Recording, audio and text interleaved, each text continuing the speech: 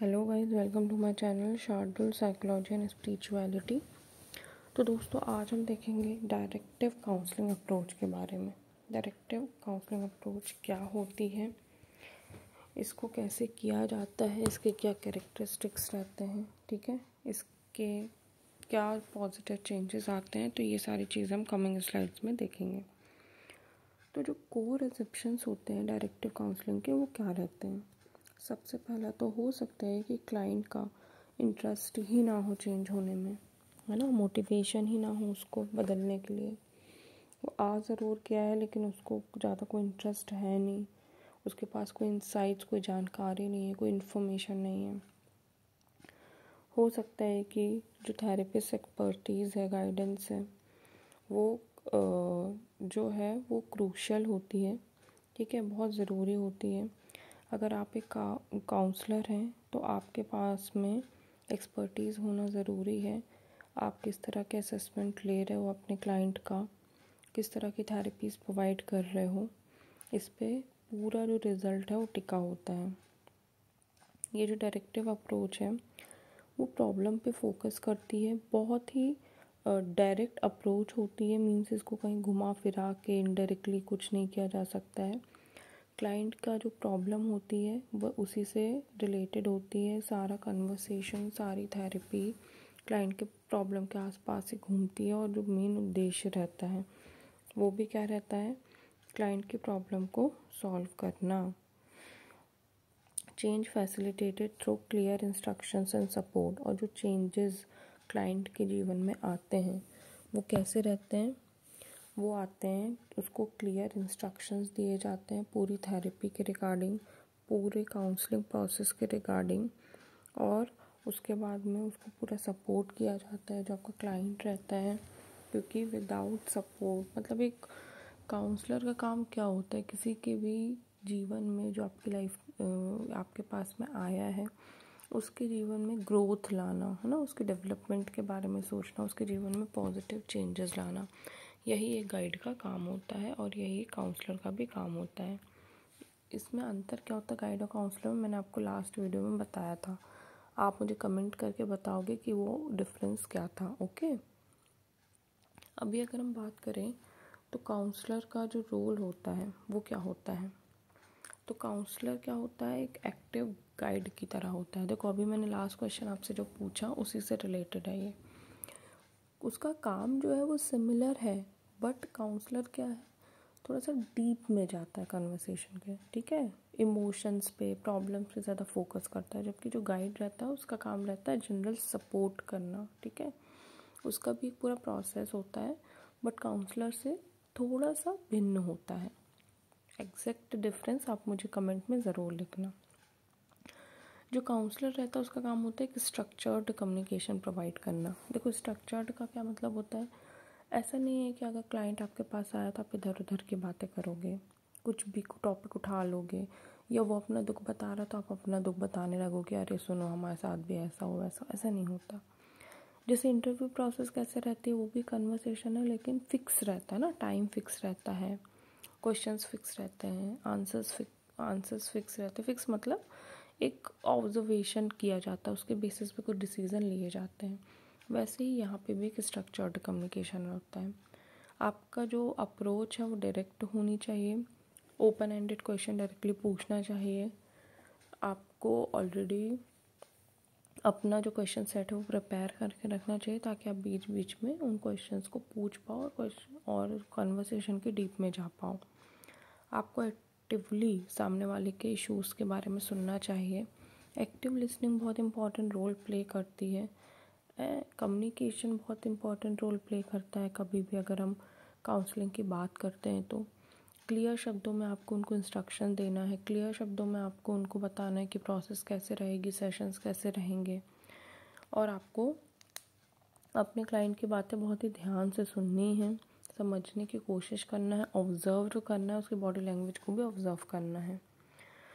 फिर है इंटरप्रिटेशन और फीडबैक। जो आपने असेसमेंट किया है, जो आपने ऑब्जर्वेशन किया है, उसके बाद में आपको रिज़ल्ट पे आना है ना। आपके पास डेटा कलेक्ट हो गया, अब आप उसका इंटरप्रिटेशन करोगे कि आखिर प्रॉब्लम है क्या, है ना, समस्या कहाँ आ रही है।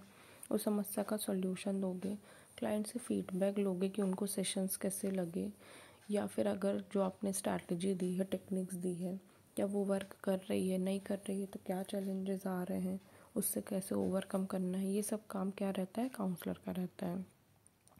प्रॉब्लम सॉल्विंग टेक्निक देना, स्किल बिल्ड कराना, ये काम भी किसका रहता है, काउंसलर का रहता है। अगर अब हम देखें कि की स्टेप्स क्या है डायरेक्टिव काउंसलिंग अब प्रोसेस के, तो क्या होता है, क्लियर गोल और ऑब्जेक्टिव फॉर द थेरेपी। बहुत ही क्लियर गोल एस्टेब्लिश करना होता है। देखो बहुत प्रकार की काउंसलिंग होती है, लेकिन जब हम डायरेक्टिव काउंसलिंग की बात करते हैं ना, तो एक राइट डायरेक्शन बहुत ही इंपॉर्टेंट होता है, शब्द में ही छिपा हुआ है डायरेक्टिव काउंसलिंग। ठीक है, क्लियर गोल सेट होना चाहिए कि ये सामने वाले का प्रॉब्लम है और इसका हमें सॉल्यूशन देना है। बहुत ज़्यादा personality development, life goal achieve करने के बारे में नहीं होना चाहिए, जैसे कोई रिलेशनशिप इशू के बारे में लेकर आया प्रॉब्लम।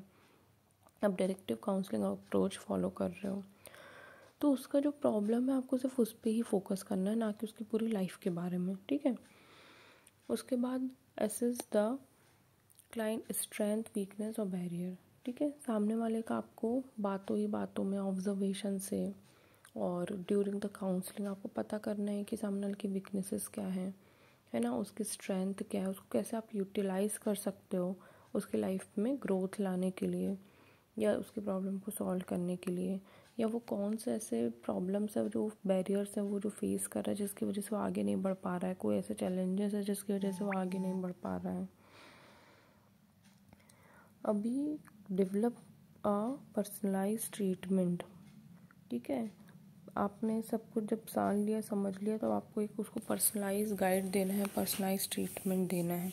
पर्सनलाइज का मतलब क्या होता है कि आपने उस पर्टिकुलर पर्सन की बातों को सुन के उस पर्सन के लिए स्पेशली आपने प्रोग्राम डिज़ाइन किया है, उसकी प्रॉब्लम को सॉल्यूशन आपने ढूंढने के लिए आपने स्पेसिफिक स्ट्रैटेजीज प्रिपेयर करी है।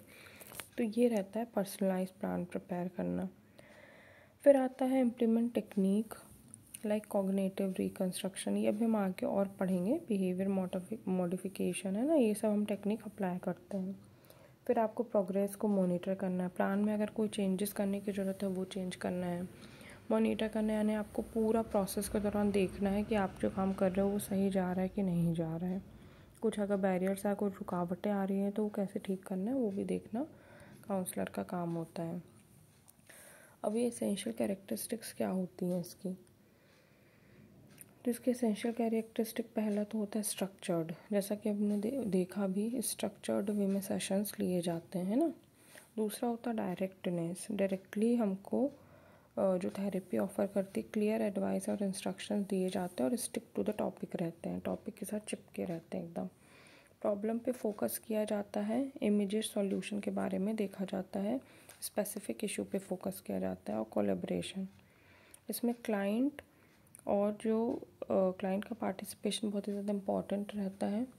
क्लाइंट और काउंसलर के बीच में एक अच्छा सौहार्दपूर्वक और सहयोगात्मक जो है रिश्ता बनना चाहिए, उसको को कोलैबोरेशन कहते हैं। तो उसकी वजह से सॉल्यूशन पे हम जल्दी पहुंच पाते हैं।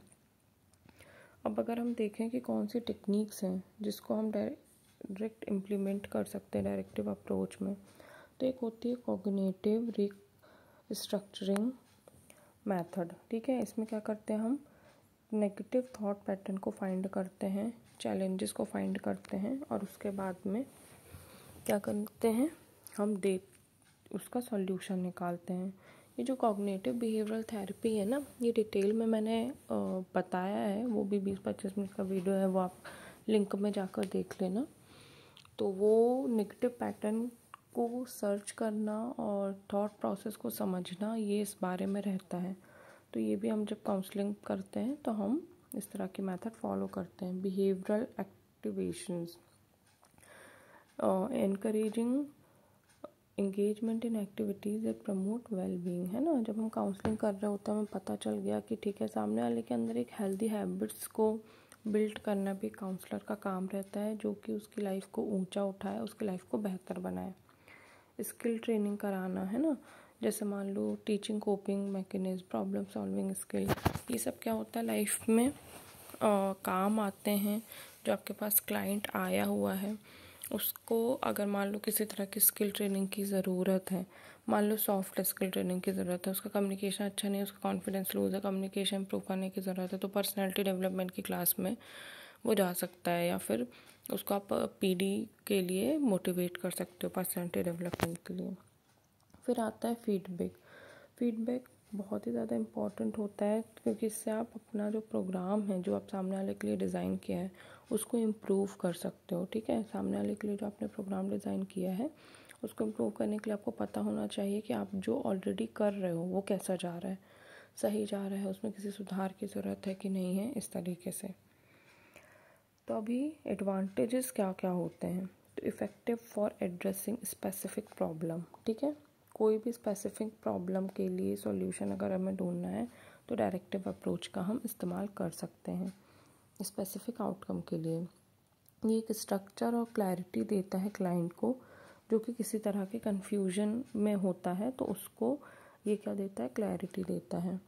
ये क्लाइंट को एम्पावर कर सकता है। देखो इसमें क्या है, client take control of their life और make positive changes. Directive approach में क्या होता है, क्लाइंट के हाथ में सब कुछ होता है। क्लाइंट को पूरा कन्वर्सेशन डायरेक्ट करने के लिए उसको मतलब छूट दी जाती है, वो अपने हिसाब से कन्वर्सेशन को कहीं ले जा सकता है और लीड कर सकता है।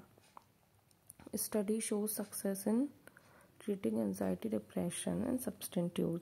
इस तरह की जो थेरेपीज दी जाती है ना, जो एंजाइटी डिप्रेशन के लिए यूज़ होती है, सब्सटेंस यूज़ के लिए यूज़, उसमें ये ऐसा रिसर्च में सामने आया है कि जो डायरेक्टिव काउंसलिंग अप्रोच है वो काफ़ी हद तक कारगर रही है।